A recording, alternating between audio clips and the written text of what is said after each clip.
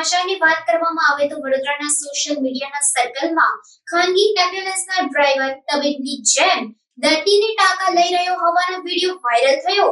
ફરી એકવાર વડોદરાની સયાજી હોસ્પિટલ વિવાદમાં સોશિયલ મીડિયામાં ડ્રાઈવર દર્દીને ટાંકા લેતો વિડીયો વાયરલ। વડોદરાના સોશિયલ મીડિયાના સર્કલમાં ખાનગી એમ્બ્યુલન્સના ડ્રાઈવર તબીબની જેમ દર્દીને ટાંકા લઈ રહ્યો હોવાનો વિડીયો વાયરલ થયો। વિડીયો સયાજી હોસ્પિટલનો હોવાનું અનુમાન।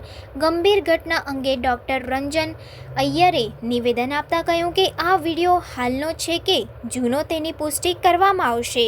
જવાબદારો સામે કાર્યવાહી કરવામાં આવશે। એક વિડીયો મારા ધ્યાને પણ લાવવામાં આવ્યો છે અને સોશિયલ મીડિયામાં વાયરલ થયેલ છે। વિડીયોના સમય અંગે મતાંતર છે। અમુક વિશેષકો એવું કહે છે કે આ કોઈ જૂનો વિડીયો છે, અમુક લોકો કહે છે કે તાજેતરનો વિડીયો છે।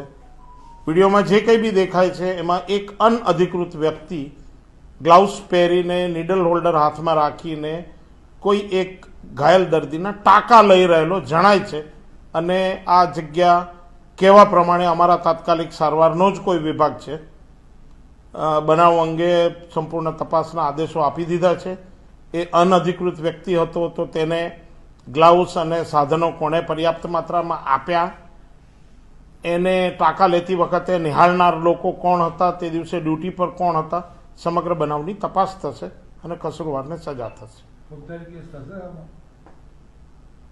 ટાંકા લેવાઈ ગયા છે, જે રીતે ટાંકા લેવામાં આવી રહ્યા હતા એ દર્દી તરફથી અમને કોઈ ફરિયાદ મળી નથી।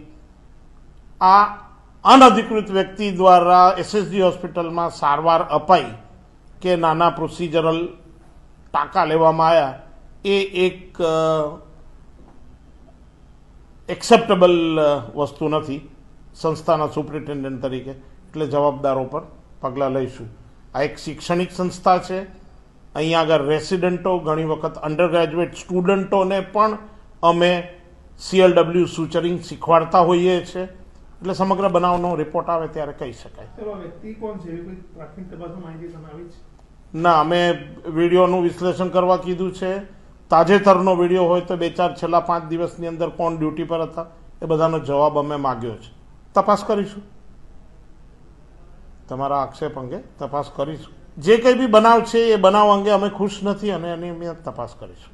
વોલેન્ટિયર સિસ્ટમ અંગે મને ભૂતકાળમાં થોડી ઘણી કંઈક જાણકારી મળેલી હતી।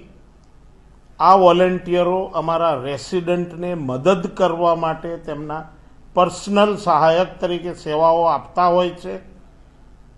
કદાચ રેસિડન્ટો એમને પોતાની મદદ માટે રાખ્યા હોય એ તો હું એમને રોકી ના શકું, પણ એ સહાયકો જ્યારે મારા દર્દીને આ પ્રકારની ઇન્વેઝિવ સેવા આપવાનું ચાલુ કરે જે બિલકુલ યથાર્થ